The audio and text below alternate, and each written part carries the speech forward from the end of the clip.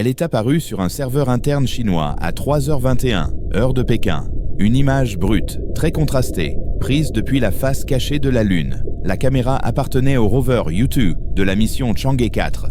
À première vue, elle ressemblait à toutes les autres photos lunaires. Régolithes grises, cratères, horizon déchiqueté, jusqu'à ce qu'un ingénieur zoome sur le coin supérieur droit. Elle était là, une forme qui n'avait pas sa place dans un paysage naturel. Une structure verticale projetant une ombre longue et nette sur le fond du cratère. Des bords droits, des angles droits, une colonne étroite s'élevant de la poussière, surmontée d'un capuchon plus large, comme un monolithe à moitié enfoui dans le régolithe. Elle mesurait peut-être 8 mètres de haut, lisse, sans relief, et elle reflétait la lumière. L'ingénieur passa à l'image suivante. La structure était toujours là. Angle différent, même géométrie impossible. Il vérifia les horodatages. Le rover avait avancé de moins d'un demi-mètre entre les deux clichés. Le décalage parallaxe le confirmait. Ce n'était pas un bug pixel, ni un artefact de l'objectif. C'était réel, solide. Debout de l'autre côté de la Lune, il signala les images. En quelques minutes, les cadres supérieurs étaient réveillés. La salle se remplit. Les écrans s'allumèrent. Quelqu'un vérifia les coordonnées du rover. La structure se trouvait près du bord d'un petit cratère sans nom, non loin du bassin South Pole Aitken. Aucune mission précédente n'avait jamais photographié cet endroit précis. C'était un terrain inexploré. Jusqu'à présent, le débat commença immédiatement. Formation naturelle ou objet artificiel? Les sceptiques pointèrent du doigt les étranges rochers observés par Apollo. Les roches peuvent se fracturer de manière étrange. La lumière peut jouer des tours à faible angle près de l'aube lunaire. Mais plus ils amélioraient de l'image, moins cela ressemblait à un rocher. Les côtés étaient trop droits, les angles trop vifs, l'ombre trop nette. Puis vint le deuxième fichier. Ce n'était pas une image fixe. Il s'agissait d'un court extrait vidéo provenant de la caméra de navigation du rover, filmé quelques minutes plus tard. Alors que le rover ajustait sa position, la lumière du soleil se reflétait sur la surface de la structure. Pendant une fraction de seconde, le capuchon a brillé d'un reflet spéculaire éclatant. Cela leur a tout révélé. La surface n'était pas poussiéreuse, elle n'était pas poreuse, elle était lisse, métallique. La salle est devenue silencieuse. En moins d'une heure, l'accès aux données brutes a été verrouillé. Les mots de passe ont été changés. Les liens externes ont été coupés. Officiellement, les images n'existaient pas. L'agence spatiale chinoise rédigea une brève note interne. La directive était claire. Ces données relevaient désormais de la sécurité nationale. Pas de publication, pas d'articles scientifiques, pas de conférences. Silence. Mais il était déjà trop tard. Un technicien qui travaillait de nuit en avait fait une copie privée. Par habitude, il aimait enregistrer les images intéressantes, les comètes, le lever de la Terre, les ombres étranges. Sans réfléchir, il avait copié le dossier sur son disque dur personnel. 12 heures plus tard, chez lui, après son service, la curiosité l'a emporté. Il a ouvert les fichiers, il les a regardés fixement, il a zoomé, il a pris une profonde inspiration. Puis, il a fait quelque chose qui allait changer sa vie à jamais. Il a téléchargé 3 images sur un petit forum utilisé par des astronomes amateurs et des passionnés d'espace. Sans contexte, sans légende, juste les images. Le nom d'utilisateur était nouveau, le compte anonyme, mais les images parlaient d'elles-mêmes. Le titre du fil de discussion était simple. Expliquez cela. Pendant 6 heures, personne d'important ne l'a remarqué. Une poignée d'utilisateurs ont discuté des artefacts de compression et de la pareidolie. Certains ont prétendu qu'il s'agissait d'un canular. D'autres ont insisté sur le fait que c'était manifestement réel. Puis quelqu'un a effectué une analyse du niveau d'erreur sur les fichiers. Le motif de bruit correspondait aux images connues de Chang'e 4. Les données EXIF correspondaient aux horodatages officiels. Les coordonnées plaçaient la vue exactement là où le rover était censé se trouver ce sol. Au moment où les modérateurs ont supprimé le fil de discussion, les images avaient été enregistrées, copiées et republiées à une douzaine d'endroits. 2 petits comptes sur les réseaux sociaux occidentaux les ont partagés avec la légende « Photo de la face cachée de la Lune divulguée ». En moins d'une heure, un blogueur spatial populaire s'en est emparé. Puis une grande chaîne technologique. Puis un site d'information grand public. L'histoire est passée de marginale à mondiale en un seul après-midi. La Chine a réagi rapidement. Elle a qualifié les images de fausses. Elle a déclaré que quelqu'un avait manipulé les données publiques. Elle a annoncé une enquête interne sur les cyberattaques. Les médias d'État ont publié de nouvelles photos officielles de la même région. Sur ces photos, la structure avait disparu. Le terrain était lisse, vide, juste des rochers et de la poussière. Des analystes indépendants ont comparé la publication officielle avec la fuite. Les angles d'éclairage correspondaient, la ligne d'horizon correspondait, les petits cailloux au premier plan correspondaient. Une seule chose ne correspondait pas, la haute colonne métallique et son ombre. Sur les images officielles, cette zone semblait avoir été maladroitement retouchée. Les bords étaient flous, des motifs de bruit se répétaient. C'était un mauvais travail de retouche. Pour les personnes habituées à examiner les pixels, cette tentative de dissimulation équivalait à un aveu. La question a alors changé. Ce n'était plus « est-ce réel ?», mais « qu'est-ce que c'est ?»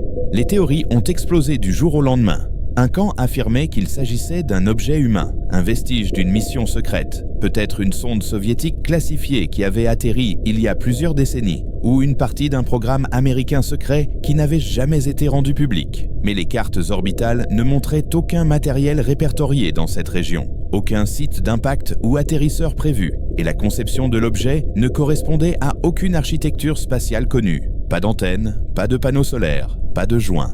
Un autre camp insistait sur le fait qu'il s'agissait d'un objet extraterrestre, le mot que personne n'osait prononcer à voix haute dans le cadre officiel. Une structure placée sur la face cachée de la Lune pour des raisons inconnues. Peut-être une balise, peut-être un capteur, peut-être un monument. La face cachée est protégée du bruit radioélectrique de la Terre. Un endroit idéal pour écouter, pour observer, pour attendre. Un troisième camp a avancé une théorie hybride. Il s'agissait d'un objet humain dans le sens où quelqu'un sur Terre l'avait placé là. Mais la technologie, la géométrie, les matériaux provenaient d'ailleurs. Il s'agissait d'une rétro-ingénierie, testée dans le seul endroit où l'on peut laisser des choses étranges en place pendant des décennies sans ingérence publique. L'hémisphère caché de notre propre satellite. Les agences occidentales se sont retrouvées dans une position délicate. Les journalistes ont demandé des commentaires à la NASA. Étaient-ils au courant ? Les orbiteurs américains ont-ils déjà vu cet objet depuis l'espace ? Les missions précédentes, comme Lunar Reconnaissance Orbiter, avaient fourni des images haute résolution de la majeure partie de la Lune. Mais étrangement, personne ne pouvait trouver de photos aériennes claires de ce cratère précis avec une résolution suffisante. Les quelques images disponibles montraient des ombres et peu de détails, rien de définitif. Les porte-paroles de la NASA ont répété le même discours. Aucune preuve de structures artificielles sur la Lune. Ils ont souligné que l'éclairage et la géologie étrange pouvaient créer des illusions. Ils ont promis de réexaminer les données archivées. Ils n'ont pas mentionné que des courriels internes, divulgués par la suite, révélaient des recherches frénétiques pour trouver la moindre mention des coordonnées. Un fil de discussion entre des analystes chevronnés contenait une seule phrase effrayante. Vérifiez le catalogue classifié 4. La Russie s'est exprimée par l'intermédiaire d'un ancien cosmonaute devenu expert à la télévision. Il a fait allusion à de vieilles histoires du programme lunaire soviétique, des reflets inhabituels sur la face cachée, des signaux qui ne correspondaient pas au bruit des instruments, des piliers de basalte qui semblaient trop symétriques. Chaque histoire se terminait de la même manière. Données archivées, accès restreint, pas de suivi. Discrètement, l'Agence spatiale européenne a programmé un ajustement de trajectoire pour l'un de ses orbiteurs lunaires. La nouvelle trajectoire amènerait l'engin directement au-dessus du cratère contesté. Des caméras haute résolution cibleraient la zone sous plusieurs angles solaires. Officiellement, il s'agissait simplement d'une nouvelle campagne de cartographie. Officieusement, c'était une tentative de vérifier ce que la Chine refusait d'admettre. Avant que ces images ne soient transmises, quelque chose d'autre s'est produit. 8 jours après la fuite, le rover Chang'e 4 a transmis un dernier ensemble de données anormales. Une brève rafale de bruit radioélectrique s'est superposée à sa télémétrie technique normale. Elle a duré exactement 19 secondes. Le motif s'est répété 3 fois. Les ingénieurs ont d'abord pensé qu'il s'agissait d'une interférence, puis quelqu'un a superposé la forme d'onde à l'image originale qui avait fuité. Les pics s'alignaient avec les bords de l'ombre de la structure. Cela ressemblait à un codage rudimentaire, une ébauche grossière d'une ligne verticale avec un capuchon. Le rover avait vu quelque chose et avait essayé d'envoyer un schéma, ou quelque chose près du rover avait transmis à travers lui, en utilisant le matériel chinois comme relais. En quelques minutes, le rover s'est tu. Explication officielle, il avait atteint la fin de sa durée de vie opérationnelle. Problème de batterie, poussière, cycle thermique, une noble mission accomplie. À partir de ce moment, la télémétrie était irrécupérable. Aucune mention de l'anomalie, aucune mention du moment où elle s'était produite. Pour les personnes attentives, c'était là le véritable déclencheur. Un objet inexpliqué, on peut encore parler d'illusion, mais une structure étrange, un mauvais montage Photoshop, une anomalie soudaine dans les données et un arrêt instantané du rover, cela ressemblait à un schéma. Quelque chose de l'autre côté ne voulait pas être examiné de près, ou quelque chose ici ne voulait pas que le public en voie davantage. Les semaines passèrent. L'attention se détourna. D'autres crises dominèrent les gros titres, les marchés, les tempêtes, les élections. Les images divulguées glissèrent dans les flux algorithmiques, remplacées par de nouvelles indignations. Mais dans les laboratoires de physique et les réunions en coulisses, le cratère et sa structure impossible restèrent un sujet d'actualité. Pourquoi construire quoi que ce soit sur la face cachée? Si c'était humain, le secret était la raison évidente. Les radars terrestres ne peuvent pas voir cet hémisphère. Le contact radio direct nécessite des satellites relais. Toute installation à long terme y serait invisible à l'œil nu. Un endroit parfait pour des expériences secrètes, des postes d'écoute dans l'espace lointain, ou des tests impliquant des technologies trop risquées pour être utilisées près de la Terre. Si ce n'était pas humain, la logique était similaire, mais plus profonde. Depuis la face cachée, la Terre n'est jamais visible dans le ciel. Le bruit radio de notre civilisation est bloqué par des milliers de kilomètres de roches. Pour un observateur intéressé par le reste de l'univers, la face cachée est un emplacement de choix, un bouclier naturel créant l'environnement radio le plus calme du système solaire interne. Installez-y un dispositif d'écoute et vous pourrez nous observer sans être assourdi par notre propre bavardage. Vous pouvez également observer tout le reste. Les astronomes rêvaient depuis longtemps d'installer un radiotélescope géant dans un cratère lunaire de la face cachée, une antenne parabolique de plusieurs kilomètres de large, refroidie par l'ombre, à l'abri des interférences terrestres. Ils ont publié des illustrations conceptuelles sur papier glacé, proposé des missions, rédigé des livres blancs sur la cartographie de l'âge sombre cosmique. L'humanité n'a jamais financé ce projet, mais si quelqu'un d'autre l'avait fait. Cette pensée hantait un petit groupe de scientifiques qui s'étaient réunis lors d'une conférence privée à Genève 3 mois après la fuite. Pas de presse, pas de compte-rendu officiel. Juste des physiciens, des radioastronomes et quelques personnes au titre vague liées aux agences de renseignement. Ils ont affiché les images divulguées sur un grand écran. Ils ont agrandi les pixels, mesuré les angles, extrapolé les hauteurs à partir de la longueur des ombres, calculé la stabilité structurelle sous la gravité lunaire. L'objet pouvait rester debout pendant des millions d'années sans s'effondrer. Pas d'atmosphère, pas de conditions météorologiques, pas d'érosion, à l'exception des micrométéorites. Il pouvait être très ancien. Puis, un radioastronome a sorti un autre ensemble de données, des archives historiques de sursauts radio à bande étroite inexpliqués qui avaient été écartés comme des interférences terrestres. Des signaux qui n'apparaissaient que lorsque certaines régions de la face cachée s'alignaient avec la Terre et des sources cosmiques lointaines. Le timing était étrange, trop répétitif, trop cohérent avec quelque chose qui réfléchissait ou modulait le rayonnement de fond. Il a mis en évidence un groupe. Des événements séparés par exactement 19 ans. Chaque impulsion durait 19 secondes. Chacune se produisait lorsque la même région du cratère était détournée de la Terre et orientée vers une partie spécifique du ciel, près du centre galactique. La salle devint très silencieuse. S'il y avait vraiment une structure artificielle là-bas, elle ne transmettait peut-être pas comme une balise. Elle faisait peut-être quelque chose de plus subtil. Elle échantillonnait les signaux cosmiques. Elle les encodait. Elle en renvoyait parfois une partie vers la Terre lorsque la géométrie le permettait. Assez pour dire « Oui, nous sommes là, et oui, nous écoutons ». Une femme d'une agence qui n'existait pas officiellement posa la question que tout le monde évitait. Si quelqu'un a construit cela, revient-il encore vérifier? Personne ne répondit. Car si la réponse était oui, alors la face cachée de la Lune n'était pas seulement un site archéologique, c'était une installation active, un nœud dans un réseau dont nous ne savions rien. Un dispositif placé dans notre arrière-cour par une civilisation qui n'avait pas demandé la permission. Un dispositif qui avait peut-être déjà des horaires, des routines et des protocoles fonctionnant sans tenir compte des calendriers humains. Le groupe de Genève a rédigé une recommandation sévère. Ne pas s'approcher, ne pas envoyer de sondes dans ce cratère, ne pas tenter d'interférer avec la structure ni de la démanteler. Observer uniquement depuis l'orbite. Ils ont fait valoir que toute manipulation pourrait déclencher des réponses automatisées, des alarmes, des contre-mesures, ou pire encore, l'attention de ceux qui l'ont construit. Une attention que l'humanité n'est peut-être pas prête à gérer. Pas avec des nations qui continuent de se mentir les unes aux autres sur ce qu'elles ont déjà vu. Leur rapport a circulé discrètement. Certaines agences l'ont prise au sérieux, d'autres non. Les ambitions sont difficiles à contenir.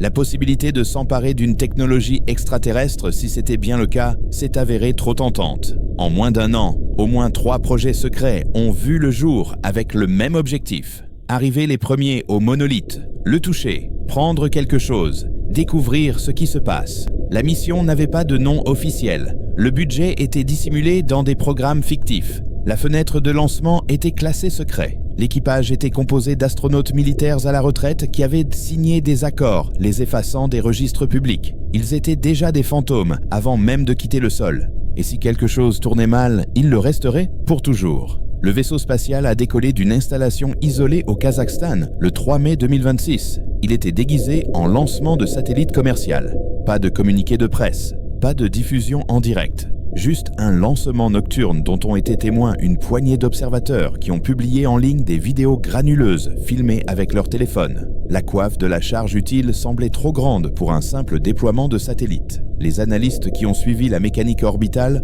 ont remarqué que le profil de combustion était incorrect. Le vaisseau ne se dirigeait pas vers l'orbite terrestre, il se dirigeait vers la Lune. 2 semaines plus tard, il est entré en orbite lunaire. Le silence radio a été maintenu tout au long du voyage. Aucune télémétrie n'a été partagée avec les réseaux internationaux de surveillance spatiale. L'orbite était polaire, à forte inclinaison, parfaite pour la cartographie ou la surveillance, ou pour atterrir sur la face cachée. 7 juin 2026. Un capteur sismique laissé par une précédente mission chinoise a enregistré des vibrations, de brèves secousses correspondant à la combustion d'une fusée, puis un bruit sourd plus lourd. Quelque chose avait atterri. Les coordonnées correspondaient au cratère contesté. Exactement là où se trouvait le monolithe, les services de renseignement occidentaux ont récupéré les données sismiques en quelques heures. La confirmation est venue d'un satellite militaire américain classifié de surveillance lunaire. L'infrarouge a montré des moteurs de descente en refroidissement, une petite signature thermique près de la structure. Quelqu'un était là, à pied, se déplaçant autour de l'objet. Pendant 3 jours, rien n'a filtré publiquement. Les gouvernements ont observé en temps réel. Les analystes ont archivé chaque point de données. Des décisions ont été prises sur ce qu'il fallait faire si la mission réussissait ou si elle échouait catastrophiquement. Le 4e jour, un fichier vidéo fortement compressé est apparu sur un serveur du Darknet. Pas de métadonnées, pas de source, juste 47 secondes d'images filmées par une caméra embarquée sur un casque. La première image montrait des bottes foulant le régolithe. La caméra a fait un panoramique vers le haut. Il était là, le monolithe, plus grand qu'il ne semblait l'être sur la photo divulguée. Peut-être 12 mètres de haut. La surface n'était ni métallique ni en pierre. Quelque chose entre les deux. Lisse, mais non réfléchissante. Noir mat avec une légère irisation comme de l'huile sur l'eau. Les bords étaient parfaits, d'une précision mécanique. Aucune érosion, aucune trace de micro-météorite, comme s'il avait été placé là la veille. L'astronaute s'approcha. Il tendit sa main gantée. Le bout de ses doigts toucha la surface. Pendant un instant, rien ne se passa. Puis la main se retira brusquement. La caméra trembla. Des respirations lourdes remplirent l'audio. Des mots en russe. C'est chaud. Ça ne devrait pas être chaud. La caméra a zoomé sur le point de contact. À l'endroit où le gant avait touché, une faible lueur est apparue. Bleu pâle, se propageant vers l'extérieur en motif fractal comme du givre sur du verre. En quelques secondes, toute la structure brillait. Pulsant, la lumière s'intensifiait. L'astronaute a trébuché en arrière. L'image est devenue statique. C'était tout. 47 secondes, puis plus rien.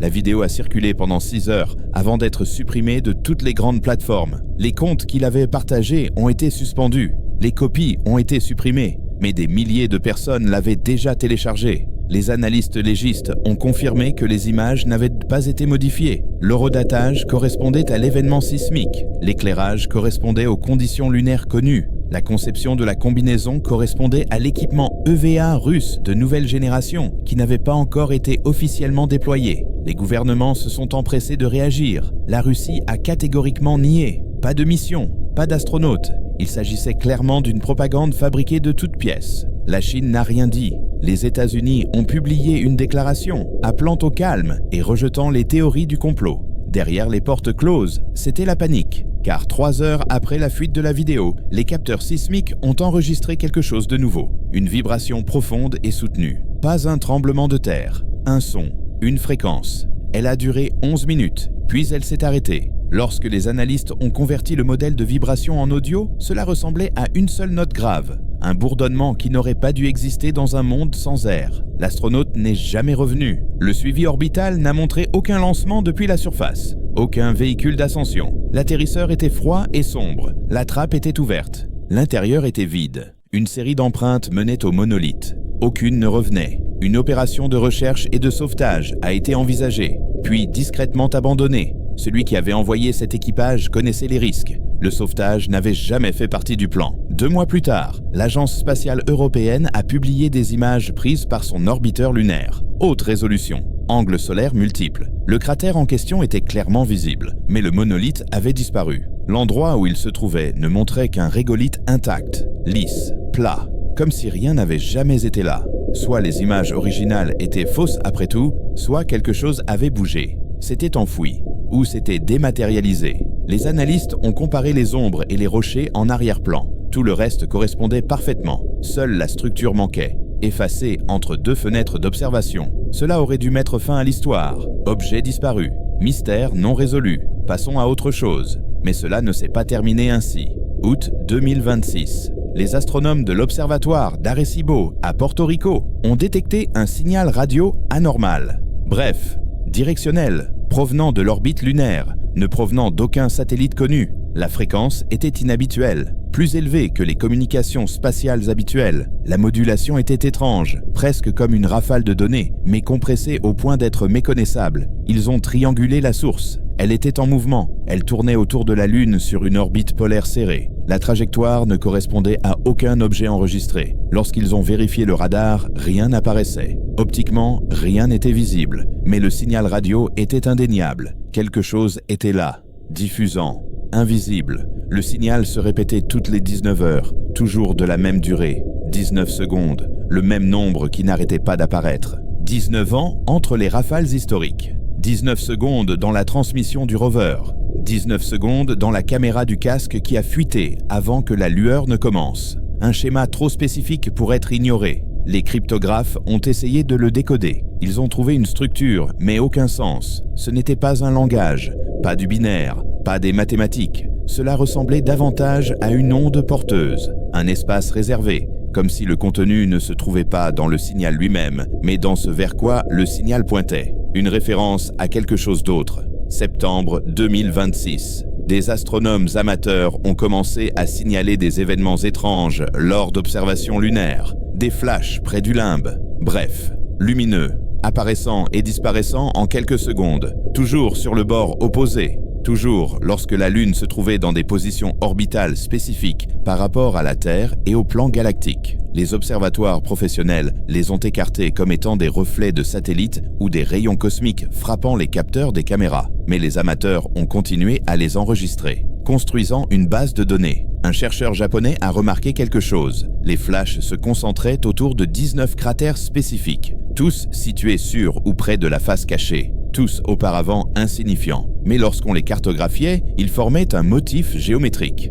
Pas aléatoire, pas naturel. Les distances entre les cratères suivaient un rapport mathématique. Encore des nombres premiers, 2, 3, 5, 7, 11, 13, 17, 19. Si chaque cratère marquait une structure comme celle photographiée, alors la face cachée ne dissimulait pas une seule anomalie. Elle dissimulait un réseau, un ensemble. Et les ensembles ont des objectifs. Communication, navigation, détection ou ciblage. Octobre 2026. Un lanceur d'alerte a divulgué des documents provenant d'archives classifiées de la NASA. Les fichiers remontaient à Apollo, plus précisément Apollo 17, la dernière mission habitée. Transcription de communications privées entre l'équipage et Houston. Des conversations qui n'ont jamais été rendues publiques. Dans un échange, le pilote du module lunaire a décrit avoir vu des lumières à l'horizon de la face cachée pendant les passages orbitaux, petites, fixes, disposées en ligne. Houston a demandé des photos. Il a obéi.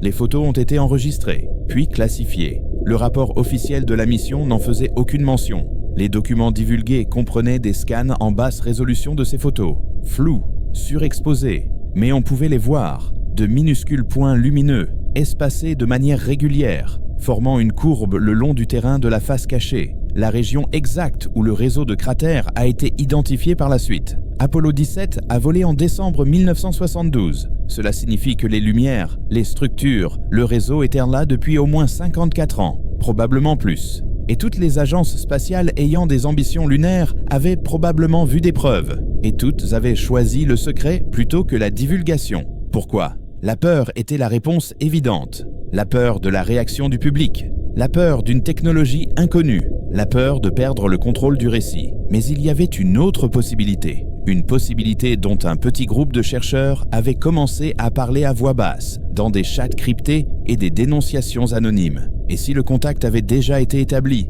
pas avec le public, pas par les voies officielles, mais discrètement, le gouvernement avec l'inconnu, des accords conclus, des ententes établies, des limites fixées. Vous restez de votre côté de la Lune, nous restons d'une autre. Aucune ingérence ne sera tolérée, la technologie ne sera pas partagée, l'observation se poursuivra. Cela expliquerait le silence coordonné, le déni universel, l'absence de coopération internationale sur les missions vers la face cachée de la Lune. Tout le monde savait, tout le monde était d'accord. Gardez le silence, éloignez les humains, qu'ils nous observent, tant qu'ils ne font rien d'autre. Mais la mission russe a violé cet accord. Elle a touché ce qui ne devait pas être touché. Elle a déclenché une réaction. L'astronaute qui a disparu n'est peut-être pas mort. Il n'est peut-être même plus humain. Il est peut-être devenu autre chose. Changé, enlevé, stocké, étudié. Un avertissement pour les autres. Novembre 2026. La Chine a annoncé une nouvelle mission lunaire. Chang'e 8.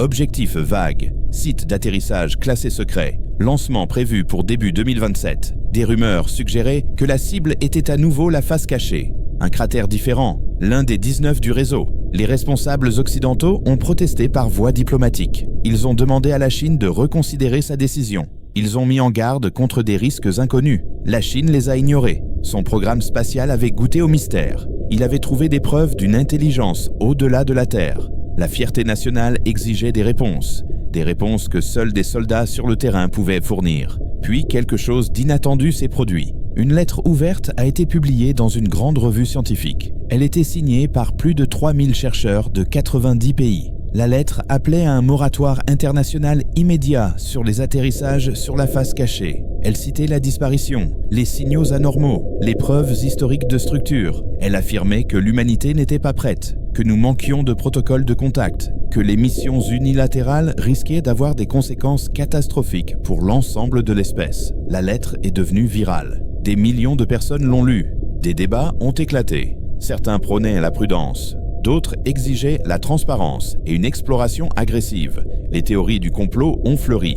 Les accusations ont fusé. Les gouvernements qui avaient passé des années à cacher des preuves étaient désormais confrontés à un public exigeant la vérité. Sous la pression, les Nations Unies ont convoqué une session d'urgence. Sujet, la gouvernance des activités sur la face cachée de la Lune. Pendant 2 semaines, les diplomates ont débattu, proposé des traités, tracé des lignes rouges, menacé de sanctions. La Chine a refusé de céder. La Russie est restée silencieuse. Les États-Unis ont appelé à la création d'un groupe de travail multinational. Personne n'était d'accord sur quoi que ce soit. Le 15 décembre 2026, la session s'est terminée sans résolution. Chaque nation s'est réservé le droit de mener des opérations lunaires comme elle l'entendait. La face cachée restait un territoire contesté, ouvert à quiconque osait s'y aventurer. Chang'e 8 a été lancé comme prévu, le 9 janvier 2027. Il a atteint l'orbite lunaire sans incident. Les préparatifs de descente ont commencé. Le monde entier regardait, pas à travers les flux officiels. Ceux-ci étaient restreints,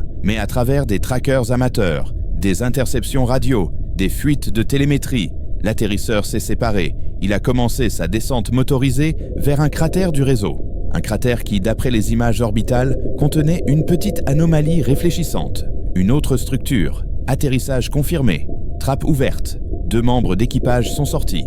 Ils se sont approchés de l'objet. Cette fois, les caméras ont diffusé en direct sur des canaux cryptés qui ont rapidement été piratés. Des millions de personnes ont regardé les astronautes faire le tour de la structure, prélever des échantillons du régolithe environnant, installer des instruments, mesurer les champs électromagnétiques. Puis un astronaute a posé la main sur la surface. Comme auparavant, la lueur a commencé. Des motifs fractales bleus se sont répandus. Mais cette fois, c'était différent. La lumière ne s'est pas intensifiée. Elle pulsait, rythmiquement, comme un battement de cœur. Et du sommet de la structure, un faisceau a jailli vers le haut, tout droit, transperçant le ciel noir, visible depuis l'orbite, visible depuis la Terre avec un bon télescope. Le faisceau a duré 19 secondes, puis il s'est arrêté. La lueur s'est estompée. Les astronautes sont restés figés. Attendant, il ne se passa rien d'autre. Ils collectèrent des échantillons, documentèrent tout, retournèrent au module d'atterrissage, décollèrent avec succès, rentrèrent chez eux. Mais le faisceau avait été vu, photographié, analysé. C'était une lumière cohérente, un laser, qui ne pointait pas vers la Terre, ni vers le Soleil, vers un point précis dans le ciel, l'espace lointain, vers la constellation du Centaure, vers Alpha Centauri. Quelqu'un de l'autre côté appelait chez lui, ou faisait un rapport, ou demandait des instructions. Nous ne savons pas quel message a été envoyé. Nous ne savons pas qui l'a reçu. Nous savons seulement qu'à 4,37 années-lumière de nous, quelque chose sait désormais que les humains ont touché l'un de leurs appareils. 2 fois, et dans 4,37 ans, nous saurons s'ils s'en soucient. Le compte à rebours a commencé. Que se passera-t-il lorsque la réponse arrivera? Sommes-nous prêts à rencontrer les architectes? Ou regretterons-nous de ne pas avoir écouté les avertissements et d'être restés à l'écart? L'autre côté détient les réponses. Mais les réponses ont des conséquences. Une technologie que nous ne comprenons pas, une intelligence que nous ne pouvons pas prédire, une présence qui nous observe depuis des décennies, peut-être des siècles, peut-être plus. Silencieuse, patiente, jusqu'à ce que nous la remarquions enfin. Maintenant, ils savent que nous les voyons. Ce qui va se passer ensuite ne dépend plus de nous. Cela n'a jamais été le cas.